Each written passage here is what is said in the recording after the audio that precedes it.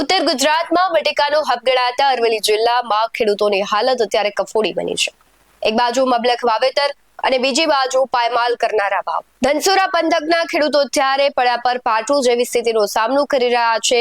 શું છે ખેડૂતોની વ્યથા, જોઈએ આ રિપોર્ટમાં। નમસ્કાર, ગુજરાત BS9 ટીવી ન્યૂઝમાં આપની સાથે હું ભગવતી વિશાવડિયા। અરવલ્લી જિલ્લાના ધનસુરા તાલુકામાં આ વર્ષે અંદાજિત 4800 થી 5000 હેક્ટરમાં બટેકાનું વિપુલ વાવેતર કરવામાં આવ્યું। ખેડૂતોને આશા હતી કે ગયા વર્ષની જેમ આ વર્ષે પણ સારા ભાવ મળશે, પરંતુ વાસ્તવિકતા કંઈક અલગ જોવા મળી રહી છે।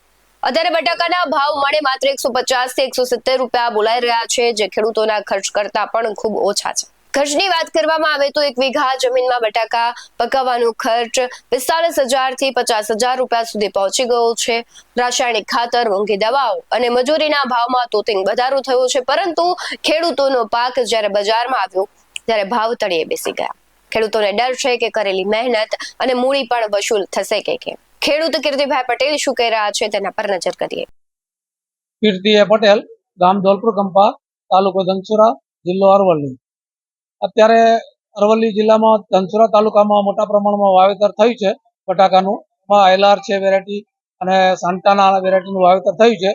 અત્યારે હાર્વેસ્ટિંગનો સમય થયો છે એટલે બટાકા કાઢવાનું પણ ચાલુ થઈ ગયું છે। અત્યારે માર્કેટની અંદર ભાવ બહુ નીચા ખુલ્યા છે માર્કેટની અંદર, એટલે ખેડૂતને પડતામાં પાટું વાગ્યું છે અત્યારે।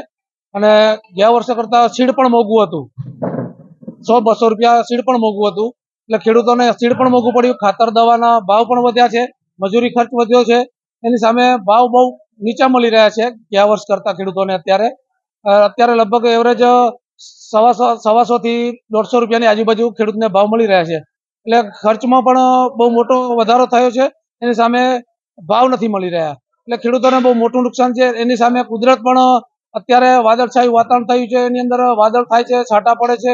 જો એ વધારે નુકસાન કરશે તો ખેડૂતને પડતામાં પાટું વાગશે, એટલે ખેડૂતોને બધી બાજુથી અત્યારે તકલીફ છે। એટલે એની અંદર સરકાર કંઈક કરે તો બહુ સારું હોય। અત્યારે ગઈસાલના લેવલમાં ભલે 5-10 રૂપિયા આગા પાછી રહે, પણ ગઈસાલના લેવલમાં ભાવ મળે તો ખેડૂતને કંઈક મળે એવી પેલી આશા છે। મારું નામ વિરાટ કુમાર નરસિંહભાઈ છે। હું અરવલ્લી જિલ્લાનો રહેવાસી છું અને બટાકાનું વાવેતર કરું છું।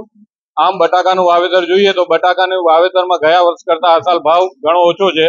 ગયા વર્ષે 250 થી 270 હતો, તેની સરખામણી આ સાલ ભાવ 150 થી 160 છે ને ખેડૂતોને ફર્ટિલાઇઝર, દવાઓ તેમજ મજૂરી ખર્ચો વધ્યો છે। સામે પ્રોડક્શન જોઈએ તો તેટલું જ આવ્યું છે ગયા વર્ષ જેટલું, પણ ભાવમાં ઘણો ઘટાડો હોવાથી ખેડૂતોને પોસાય એમ નથી, અને આમાં કંઈક સરકાર વિચારે ખેડૂતો માટે તો સારું। ખર્ચો આસમાને છે અને ભાવ જમીન પર। ગયા વર્ષ કરતા ખર્ચ વધ્યો પણ ભાવમાં ધરખમ ઘટાડો થયો। આ સ્થિતિમાં ઘર કેમ ચલાવવું અને દેવું કેમ ભરવું તે એક ખેડૂતો માટે મોટો પ્રશ્ન છે। મુસીબત અહીંયા જ નથી અટકતી ખેડૂતોની। એક તરફ ભાવની તંગી અને બીજી તરફ અચાનક બદલાતા વાતાવરણને કારણે ખેડૂતોના જીવ અદ્ધર થઈ ગયા છે।